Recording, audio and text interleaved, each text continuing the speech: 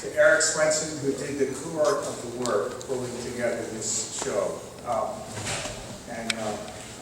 I'm Brad Warren, and I run Global Ocean Health, and Eric really did the work, I can tell you.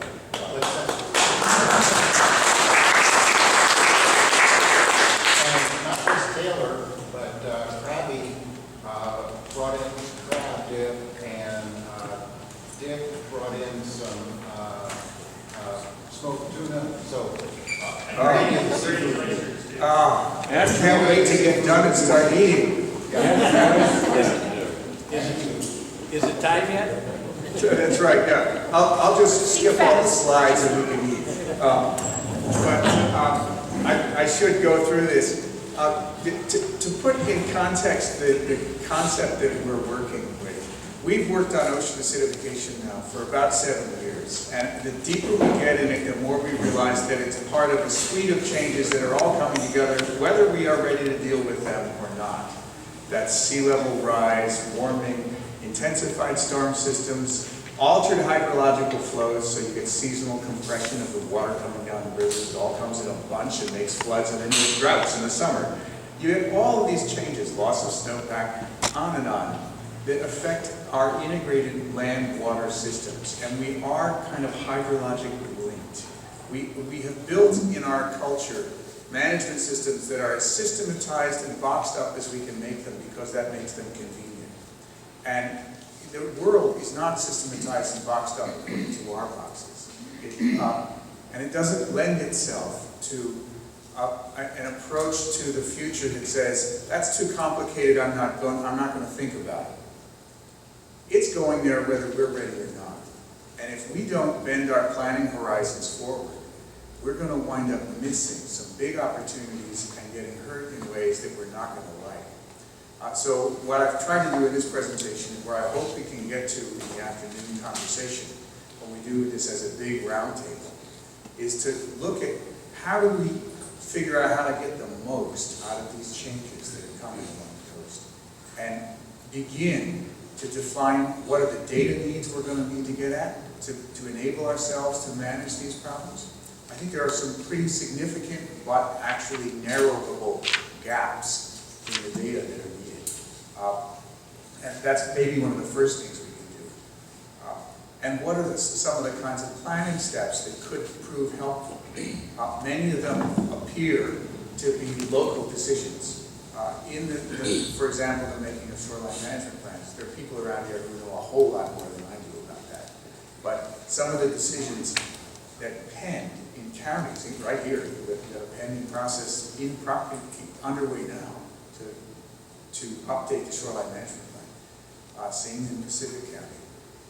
These decisions they give you tools.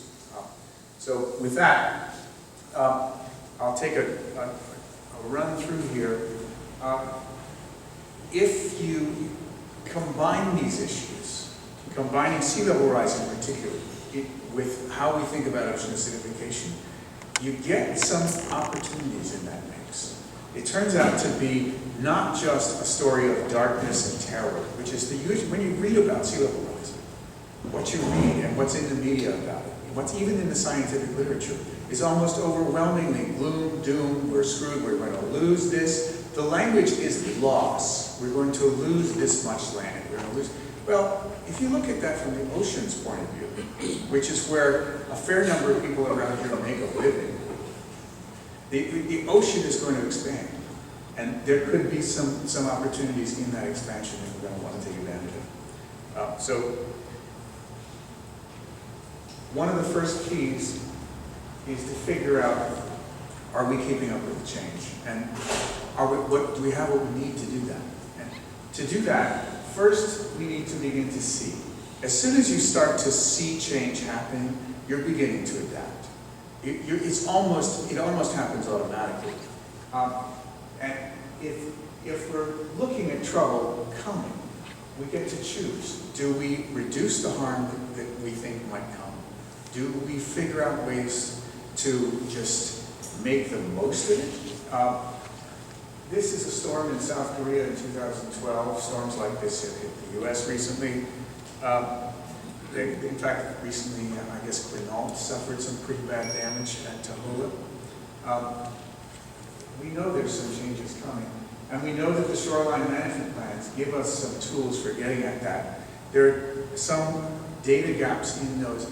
It might be useful to start filling to inform those plans and other local actions, and we'll get into finding some of that. I'm going to make a case that having precise elevation data might turn out to be really valuable.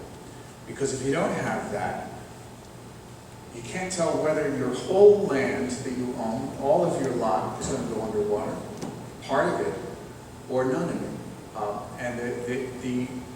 And a slight inaccuracy in elevation spreads into a rather large inaccuracy in horizontal spread, the way maps are made, particularly in low relief landscapes like deltas of rivers. Now, river delta areas are kind of important for shellfish and for a number of other places, a number of other things. And we're in one of them now. So in these flat areas, a small inaccuracy in our understanding of elevation translates to a big inaccuracy and a disabling one. We don't know whether to buy a property, whether to lend on a property. We don't know whether to conserve a place because it's going to have high value in some new form it will take on once it goes underwater. We don't know until we get good enough resolution on the data. So one of the responses to sea level rise, if you don't know, is you can't figure out whether these things are going to happen to you. That's what having low resolution altitude data tells us. If we can't tell how high we are above the sea, we can't tell whether we're going there. If we do get high resolution data, on the other hand, we begin to be able to see what's happening to us. In the context of ocean chemistry, it turns out we need very high resolution data to be able to understand what's changing at the level that organisms experience it. Very small changes in chemistry can be the difference between life and death. For these guys, pteropods, which are major food for salmon, the ocean today is doing that to them. It's actually decomposing them. And this is happening not only in the Southern Ocean, where that picture is a pteropod from the Southern Ocean, that way the South Pole. It's happening right here in the Northwest. The same gal, Benarsic, who did that work, has also shown the same thing happening here. The high-resolution ability to see that is important. I think it's a key lesson from the experience of the shellfish industry in meeting ocean acidification, is that if you can see what's happening to you precisely enough, the same way that we all see each other in this room. We see each other well enough to be able to walk around the room without running into each other. That's actually kind of impressive. We take it for granted, but it's pretty significant. If you lack that ability, you don't take it for granted anymore. We don't have that ability in the water with chemistry. We don't have that ability with respect to how sea level rise is occurring because we don't have good elevation data. There are certain things that you need precision for. Precision turned out to be the difference between making a living or not for a lot of the shellfish industry. Having the ability to see precisely where the thresholds are that animals live or die at in the chemistry has actually kept them in business. They've been able to dodge bad water, treat bad water, and I want to suggest that with respect to sea level rise, if we can learn to see it with good high resolution vision, in fact, we may be able to see ways to take advantage of it. If we can't obtain precision in how change happens on the landscape, we probably won't be able to plan very well. But here, you have both a nationwide and a local change that, if we get a meter of sea rise, which is somewhere around the sort of center of projected change in this century, we would have in the US an area go underwater equal to New Jersey. Maybe a good deal. Let them go, huh? But worldwide, the area that goes underwater is about 2.2 million square kilometers. And you think about what that is for a minute. That is an area mostly in deltas, river deltas, that are going to become part of larger bays, expanded bays. This is one of the bays that will expand radically. as they expand, they will become capable of ecosystem functions when they really want. They will become capable of at least some kinds of agriculture and some kinds of fishing and hunting benefits that they weren't capable of before, or more of them. There will also be some loss. This will not be a simple linear change. It will be a bumpy road. And in the conversation later today, I want to ask some of you to think about that. I know some of you have thought about this and share what your insights are about where we might win, where we might lose, and how we would start to constrain and understand that change. In the context of getting the carbon benefits out of the system, the land that goes underwater, some of it will be capable of supporting the kind of phytoremediative landscapes that we heard about this morning, where stuff grows and it sucks up carbon and maybe it does us some good. Worldwide, we now have about 0.5% of the ocean doing a heroic amount of carbon burial work. Roughly, very roughly, comparable to all the world's forests put together is the amount of carbon buried by 0.5% of the ocean's surface in a green necklace right around the edges of the continent. We've already wiped out most of the stuff that does this work. Growing up, they taught me that swamps were good for nothing but filling them up and building things on them. And that's kind of what I thought about wetlands as a kid. And every time I looked at one, there was somebody filling it in and building something useful there. And it didn't occur to me that a wetland itself could be useful for anything. And now we look at them, and we're lucky to have a little of it left. And we're seeing value in what's left that was unacknowledged for most of our history. That value includes the ability for that tiny little necklace to do work roughly equivalent to all the world's forests put together in terms of carbon burial. If you take that 2.2 million square kilometers of extra water country, shallow water country in deltas mostly, and start thinking about what could grow in it, it could conceivably give you more than the total amount of vegetated coastal ecosystems we have now, which is 1.7 million square kilometers worldwide. So in roughly a century of change and sea rise, we could conceivably double the amount of productive estuaries that do stuff for us that we kind of like, if we want that.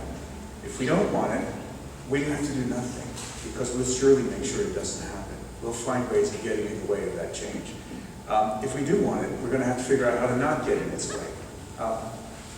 This is, again, you've seen a version of this earlier. Tidal salt marshes, mangroves, seagrasses. These things do an enormous amount of work, and especially with respect to carbon. Compare this to forests. Here are these little flat lines down here that are forests doing the work of burying carbon. Here's what's going on right out here in the bay, where green stuff growing in the water is doing work so much better than anything else in the system. So again, on average, somewhere around 10 times the carbon burial per acre of a Brazilian rainforest. And what does this mean in terms of planning? Well, if you don't know whether the land you're looking at is going to be underwater, you don't know whether you want to plan for it to be underwater and figure out what could grow there. If you don't know what its elevation is, you're not prepared to even begin having that conversation. And the elevations we have, even in this marvelous piece of work which you'll hear about from Todd in a little bit, that looks at the Grays Harbor estuary and projects how it would change. It's a very beautiful piece of work, important, very informative for our thinking. Nonetheless, the uncertainties involved in elevation are on the order of 1 to 3 meters. And that means, many, many, many acres of open question about what will be underwater and what won't, because our elevation data is that imprecise. If you look here, this is an example of how vertical uncertainty propagates into horizontal errors in the map. The upper has more uncertainty in the vertical than the lower. And as a result, it has 3 times greater area in this this light blue tint that you can't really tell what's going to happen there. It's probably vulnerable to flooding, but they're not really sure. The area in dark blue, here and here, is known to be below 1 meter in elevation. This large area here, pale blue, and very small area here with more precise elevation stuff. This gives you a sense of a profound difference in whether you can tell whether the land you own or are thinking about using is going to be underwater or over water. Small errors give you that difference. In this case, the difference is the use of LiDAR to measure elevation. LiDAR, too, is not as precise as some people might wish, but there are a lot of things that can be done. If you know you need the data, and you do need the data if you're trying to conserve land, conserve or farm bottomlands to be part of your shellfish operation, or if you're trying to run any kind of business around the shore, or live around the shore. No matter who you are, having data precise enough to understand how the place you're trying to live and work is going to change could make a big difference.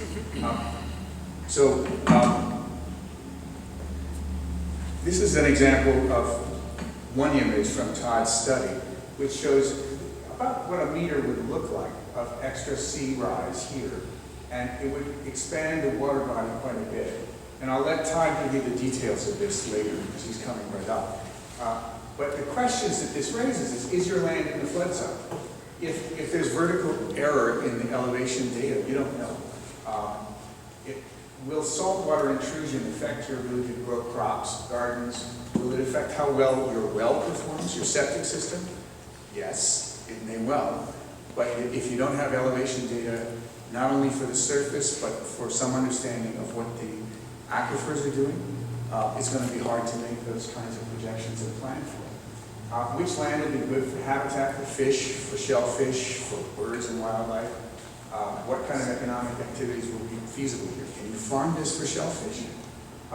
If it's going to go too deep and it gets harder to harvest the shellfish, so that even the low tides don't reveal the growing oysters on the bottom, do you then have a harder time, or is it even possible to still grow shellfish there? Where will the salt marsh and the seagrass and the kelp and so on gain ground? Where will they lose it? These things all are going to be questions that depend on getting data precise enough to allow a better grip on how change will affect this landscape. A sense of how big these changes are, this is one piece of data out of the study that Todd from Wildfish Conservancy and his co-authors developed. What you see here is it with 1 meter of change. And again, this is what I'm calling, this is a fairly low resolution projection. It could be wrong by quite a bit, but it does point in a direction that tells us this matters. You have a 200-fold increase in transitional salt marsh. I don't really know what that's going to be, but that's a big change. It's worth some thinking, and that's a huge ecological shift. Here, you have a 4-fold increase in the area that's going to be in salt marsh. That, from a carbon point of view, is maybe a very good thing. You have considerable increases in some of the other kinds of habitat. And this may turn out to be something that we value. We may get economic and ecological services out of this expansion of the aquatic zone that we want. If that's true, we better plan for it. We better start learning how to plan for it. So, a step into the zone of questions here. Do we know about the bathymetry well enough to know how will it affect ocean chemistry in the place that we're looking?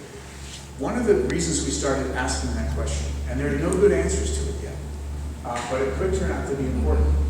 This is up by Bellingham. This is the Lummi aquaculture pond. They built it with the theory originally that they'd be able to have tule kind of habitat for coho and they'd be happy in there, and they were miserable, it didn't work.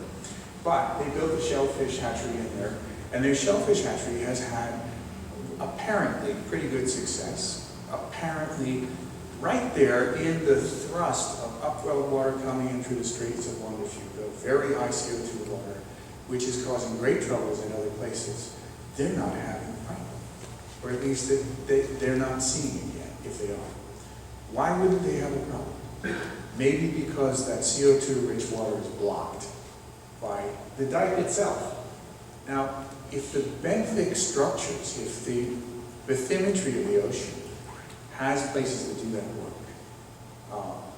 then you've got places that already are buffered by little sills from intrusion of chemically corrosive water. Maybe you want to know where they are because you may want those places. And maybe that there's more complexity than just intrusion of water in those places. In fact, there is. But those systems, we're going to need to understand them and figure out what are they doing that we care about. We don't yet.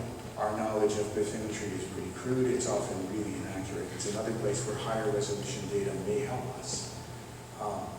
You can envision that organizations like the Corps of Engineers, USGS, have capacity to start playing with this kind of data and figuring out how to refine it.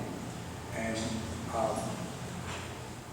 the same questions come up, as you will have figured out by now, around seagrasses. Where you have seagrass resources, can you find ways to co-locate shellfish culture to take advantage of them? Big takeaways, and I'll be short here, and then we'll move on to the rest of this. But we're going to need some pretty precise data to see change well enough to be able to manage it. If you can't see it well enough to see how it affects you, at least parcel scale resolution for land, and maybe tighter than that, then you're not going to be good at planning. You're going to be stuck with what amounts to a variant of the tragedy of the commons. But because I can't see it well enough to know how it affects me, I just say it's somebody else's problem, which is pretty much what we're doing as a society. We're looking at global change, and we're saying, I don't understand this well enough to plan, so I'm going to stick my head in the drawer. That is guaranteed to produce one effect, and that's a lot of harm. A lot of things that go away that we don't like. Coastal planning provides one of the vehicles for getting onto this. Many of the decisions are local, through the making of shoreline management plans, the designation of aquatic areas. We can do this out to 3 miles at sea under the authority the state has and the counties have. You can designate places that you think are going to have value in ways that you're going to want. If you can start pushing the planning horizon into the future, these tools allow you a vehicle to do it. And then floodplain planning. I want to just point to a model that we can discuss more later, and I know Kara is here and some other folks who are very much involved in some dimensions of this. Although Kara is perhaps less so in floodplain by design. But it's TNC, where she works, has done a really incredible thing around Puget Sound. Really galvanizing, the pulling together of $50 million in federal and state money to push 13 projects in these big multi-stakeholder planning processes that are trying to have a coordinated, integrated floodplain planning system to address all the things people are concerned about in a changing landscape. You've got flood hazards, you've got habitat protection, you've got the management of decaying dike systems that people really can't give up, and some that can be pushed back and moved to make more room for ecosystem services. There's a huge set of questions that need to be balanced. There are 13 projects that are up and running, and a pretty considerable area, maybe a good chance at keeping them going. And it's an approach that may have value in a place like Southwest Washington, where you've got big estuarine systems that have a lot at stake. This is, the dominant source of farm shellfish on the West Coast. It's a pretty important place. And if the floodplains by design model is appealing, maybe it's worth thinking about whether people in Southwest Washington want to go into something similar. I'm going to stop there and hand it over. But there will be a greater conversation later. And if I would say, keep your thoughts and questions in mind, because we'll have a chance to really dig in the later part of the afternoon.